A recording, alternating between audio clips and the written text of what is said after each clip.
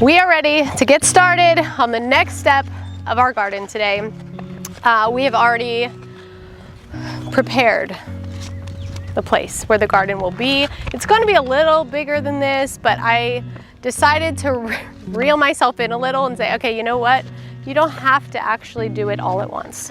I've got the bulk of the big vision, but I can say this is good.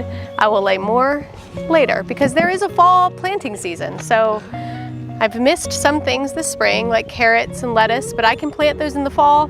So I'm gonna, guys, this is growth for me. I'm like an all or nothing person. So to recognize that actually we can baby step this thing is beautiful. So, and you have to. If you've gardened, you know that it does not come quick. It takes time and work, and there's a lot of like, wait. Do a little bit and then wait. And then I think it's, yeah, I'm learning some lessons here. So this is all ready. What we did was we laid cardboard everywhere. We covered it in wood chips. I made a whole separate video explaining why we did that. You guys can go check it out. I'll link it here. But now we're ready for the next step, which is putting together our raised beds. So I'm going for a combination of raised beds and in-ground planting. We've got some really beautiful metal beds that were sent to us by this company called Vegega, and I gotta put these things together, but I'm hoping it will help even more with the elimination of weeds, keeping this process as simple as possible. And I've got my little helper here, right, Israel? Are you ready to get started? Yes. Good. I got my time for today, and I'll open all of these boxes. I'm just taking the patches out.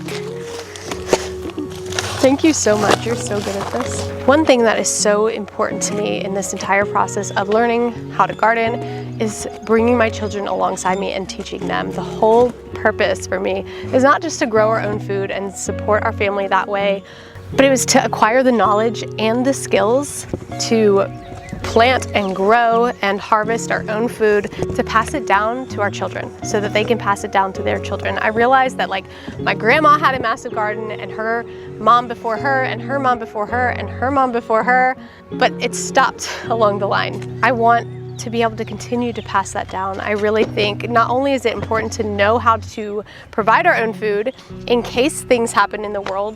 The Great Depression is a great example. People survived based off of their ability to grow their own food, or survived more easily, I'll say, but even if that doesn't happen in our generation, it may happen in our children's or in their children's. So if we're not equipping them with these skills and knowledge, then they're gonna struggle during those times. So it's really, I really feel like it's our job as parents to make sure our children are equipped, even with the very basics. So, but even beyond that, I am already finding that there are so many life lessons that God has for us through the process of gardening. Even if you look at the scripture, there are so many parables that talk about seed planting and harvest.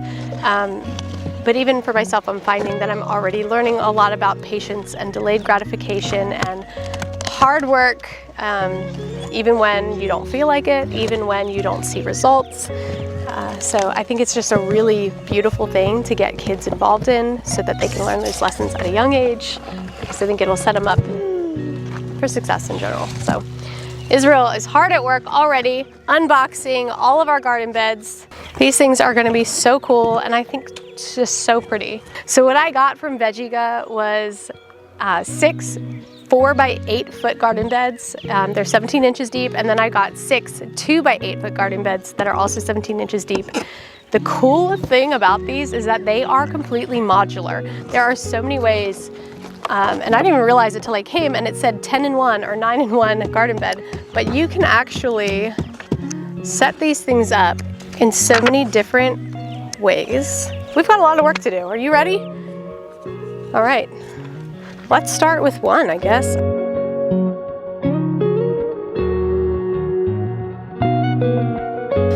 I'm gonna take a piece of cardboard to sit on. Do you want one? Piece of what? You've got long pants. I think you're all right.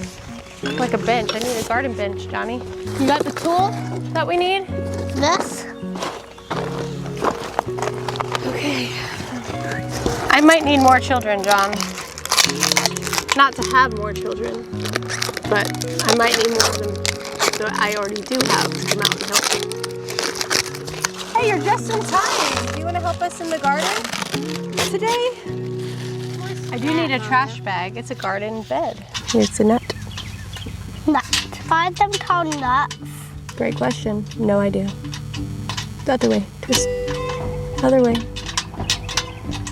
You want me to get it started? I know you can do it. Yeah, there you go. You did it. I can already see that this is going to take 87 years. In the best way, right?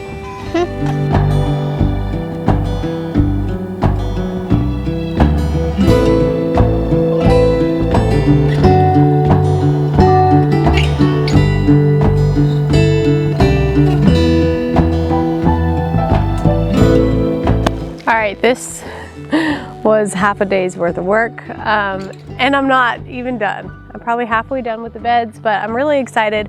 I realized that I underestimated my space, and so we got a couple options here. One, I can move this down and then do some long rows for my raspberries and blackberries that I have here. I was originally going to put them on the other end. Or I can get one more of these 4x8s and two more of these 2x4s and do just another archway, which I wouldn't mind because honestly, we'll be growing cucumbers on those. We'll be growing, I'd love to grow some like beans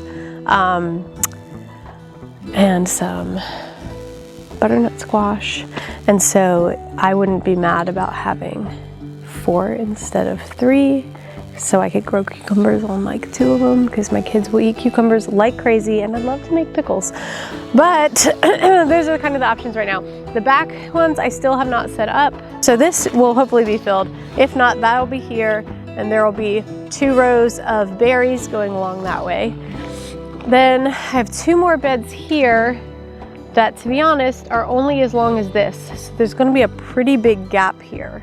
And then we have a really long situation there, which I don't think is going to work because the ground's not exactly level, and I think it's just too long for that. So I am going to see if I can get a couple more of the corner pieces so I can break that up into at least 2, but maybe 3 sections back there, which that would probably be the best idea, is breaking that into 3 sections and then having 2 here, table in the middle. I love it. I'm like picturing it as I'm saying it, and I'm loving it. Okay, I think I have a new plan. I think talking to you guys has really helped me figure this out, but I would love to hear your ideas in the comments. You see what I'm working with, you see the situation. What do you guys think I should do? And all right, also I have grapes to plant. I got blackberries, raspberries, grapes, all just waiting for a home. So gonna get busy. See you guys tomorrow. Okay, so I think I've got everything where I want it. I spent some time yesterday using the tape measure, measuring distances. We tried 2 feet apart, which I liked because I think I could fit more in here. But when I think about if I want to grow any zucchini or squash or anything that has like really big leaves, that 2 foot felt like it might be a little crowded. So we moved them apart. They're 3 feet here. This is my compromise for now until I can get more of this size bed. But what we will have is an arch trellis from here to here. Another one of these will eventually go right here. So then we'll have another arch trellis. So you'll be able to walk straight through that way. And then this gap is a little bit wider because this is kind of like the main entrance, if you will. I want to build a table right here, like a long, kind of narrow, but long table with benches. I'd like to do 2 small beds on either side of it. And then that is all to be determined. I'd like to do some lower, like really long beds, but I'm not totally sure yet. We might just do the mounds, because again, you gotta work with what you have. And right now, I don't have more garden beds. So I may just build up some mounds and plant my tomatoes there and stake down, which honestly, John, I would probably don't really wanna put T-posts through the cardboard. Because those weeds, I'm telling you, they will be like, oh, there's a little hole. Let me just wiggle up in there. So I might just make it go all the way to the ends and then do wire and do tomatoes that way they can grow up so we can plant a lot of tomatoes. I really need to get some seeds going.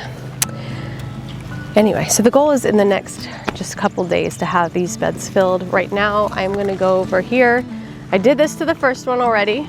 John graciously put all of the support braces in. These are really cool because they keep them from like going in or out. They screw on, so it's like really secure.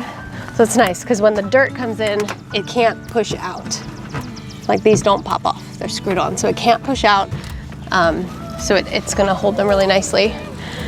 But over here, I tipped this bed over and I put more cardboard under it. I just wanted a double layer. All of the walkways will end up getting more mulch added to them every year, so that should help suppress the weeds. But I really want to make sure nothing can come up through these beds. So I went ahead and moved the mulch out of the way, added another layer of cardboard, and then added some mulch back to it. I'm just doing a really light layer because these are very fresh wood chips. So they will steal a lot of nitrogen. You don't want these touching the roots of your plants. That's why it's at the very bottom. And then I'm gonna layer other things, different carbons, to help fill up space before I actually add the soil that we got. So gonna get started. My compost that I was working so hard to make over there, I'm using, and it's not really done, but I realize this is better than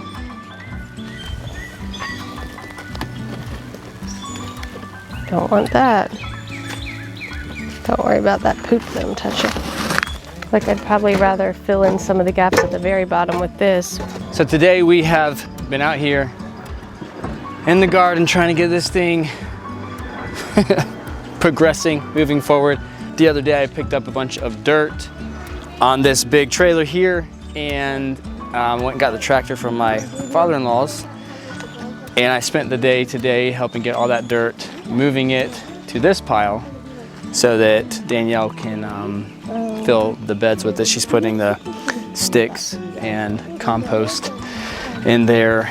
So yeah, so we finally got that done, but we might be getting some leaf mulch and stuff here in the next little bit to really solidify these garden beds. But you know what, here's the thing. Today, as I was unloading this dirt and Danielle's looking at it and she's seeing it's not the best topsoil that, you know, we could get, I was thinking earlier about incorporating, you know, God into everything we're doing and prayer into everything we're doing, and to not let it be just a thing that, like, I wake up in the morning and read my Bible or, you know, do my devotion and then move on with my day. It's something that we carry on through the day with us. And so that thought kind of came to mind as we're talking about this dirt. And so just, I was thinking, you know what, like, God, bless this dirt. It's what we got. It's what we have right now. It's what we have to work with. Bless it, and just see our hard work that we're putting into this, and allow this to be fruitful, and allow us to have a great abundance of vegetables and fruit. That's kind of the mindset that we are adopting, that we're going to just give to God what we have and let Him bless it. All right, another day, another few steps closer. Let me show you where we're at. I have started filling 2 on the ends. I think I'm gonna get some compost to mix and add. I have some bags, but it's not gonna be enough. This one has mulch down, it has the wood down, and then in it I put some of the like wood chips that started decomposing from our compost pile, which also has like leaves and some decomposing plant material, some chicken litter, stuff like that in it. That's gonna go pretty low under where the actual compost and soil will be, so the plant's roots shouldn't touch that. Same thing here, this one's just got the wood in it. More wood, more wood. I haven't gotten to this bed, or that other really big one, but I have all these gigantic logs that I will be using to fill those. I'm in the process of filling this one. It needs a little bit more. The goal here is to take up space with things that will decompose over time. So in the next year or 2 years, that will all break down into dirt, and then we'll just have to add more soil to the top of our beds. But this will save us money up front. It'll feed the soil. All these sticks will give room for the soil to breathe, because believe it or not, your plant's roots like to breathe. They don't want to be suffocated. They don't want to be suffocated in really compacted soil. So that will help with that. But we do it in layers. And so there are fresh wood chips in the bottom of these, but they're so low and there's so much in between that the roots won't touch it. So it shouldn't be an issue with stealing nitrogen or anything. I may take our little mower around and bag up some grass clippings just to sprinkle in, because when you add that nitrogen to the carbon, it helps the carbon break down, gives it what it needs without it competing with the plants. So anyway, this is where I'm leaving off for today. Getting there. It is a labor of love for sure. I'm questioning whether I bit off more than I could chew, questioning my sanity a little bit. I still have so many more things to do outside of this. I still have raspberries and blackberries to plant and build trellises for. So one day at a time. I am learning so many lessons. I told you guys that already. All right, going inside, I'm gonna clean up, get settled in for the night, and be back out here tomorrow.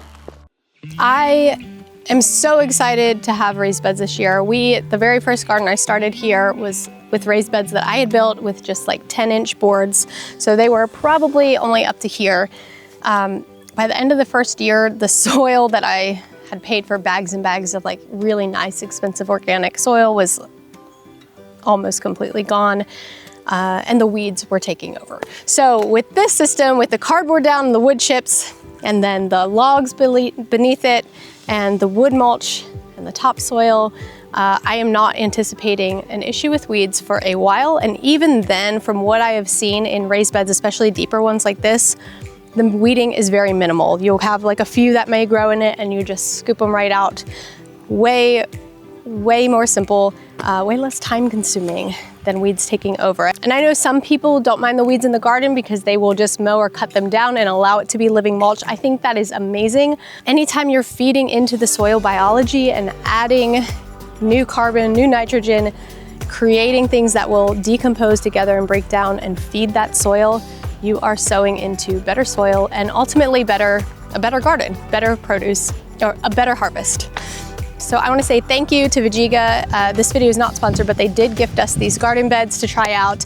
I love them. They have several colors that are all really beautiful. I went with the cream because I'm like a basic girl, but it has this rubber stripping around the top, which is awesome because it's safe for the kids. There's nothing sharp on it. They were really simple to put together. I know they're gonna hold up really well. They come in different depths too. You can get an, I think 11-inch, 17, or they even have one that's deeper for those root vegetables or to put around trees. So you can customize the shapes and sizes of these things like any way you can dream it. And so if you guys are looking to start a raised bed garden, you can use our code and get a discount. I will put it in the description for you. So I will say, raised beds weren't in my original picture for this. I did not have plans to purchase any this year, although it is the ideal for me because again, the lack of weeding and it's a little bit closer, easier to bend, you know, even just to squat and be planting right here instead of like on your knees, leaning forward. I love so much about it. I also just think it creates this beautiful space where you can map it out and have these walkways and trellises. This one is gonna have a trellis over it. But if you are not in a season where raised beds are in your budget or your means, it is totally fine and great to build a garden in very much the same way from the ground. If we had not been gifted these, I would have started with the same foundation, which would be the cardboard base everywhere, the wood chips everywhere, and then I would have divided these wood chips in 2 rows because these are arborist chips. These are arborist chips. They are incredibly fresh. They're like maybe a month old. They are still in the very, very early stages of decomposing, and they would be too hot to put in direct contact with your fruits and vegetables. When the roots touch this carbon, it will steal nitrogen from the plants. Now, they are in the very base of these, below anything the roots are gonna touch, so I'm not worried about that. But if I was going to plant on the ground without raised beds, I would use these free arborist chips as walkways, and in between, I would go to a local distributor where they have soil and mulch, and I would get some mulch compost and put that down in the rows where you want to be planting. On top of that mulch compost, you can add soil, and then on top of that, you can use leaf mulch or compost, compost and leaf mulch, and you're basically going to be building up your planting area in mounds, in rows. That's what we would have done here had we not gotten the raised beds. It's going to work the same. You're going to be feeding into that soil. As the cardboard breaks down over the next year, that good rich soil you're building on top is going to make contact with the ground and start to feed healthy organisms and bacteria to and from the ground to the soil on top. So then every year, as your fresh wood chips are breaking down, you can just scooch those up onto your mounds from the previous year and then add new fresh wood chips in your walkways. That's gonna help suppress the weeds. It's gonna feed and continue to feed into your planting areas, and you're gonna have the same microbiome, if you will, to feed and nourish your crops and your garden to give you the best possible outcome. So that's kind of the goal in growing a garden, is to maximize the harvest by working smarter, I guess, not harder. You know, what can we input on the front end to make sure that all of our effort and time and money is not in vain, that we are getting as much possible out of it. And one of those, probably the top tip for that, is to feed the soil and make sure you are starting with the healthiest soil that you possibly can. And it doesn't have to be perfect, because the first topsoil we got over there is a lot clumpier, a lot more clay, and it was double the price of one of the local places here where they had this nice fine topsoil. So it's kind of one of those things where you learn as you go and you make mistakes along the way, and then you know better for next time. Every time you cut something down and throw it in or compost it year after year, you are going to be feeding that soil and making it better and better. It's just a slow process, as gardening seems to be.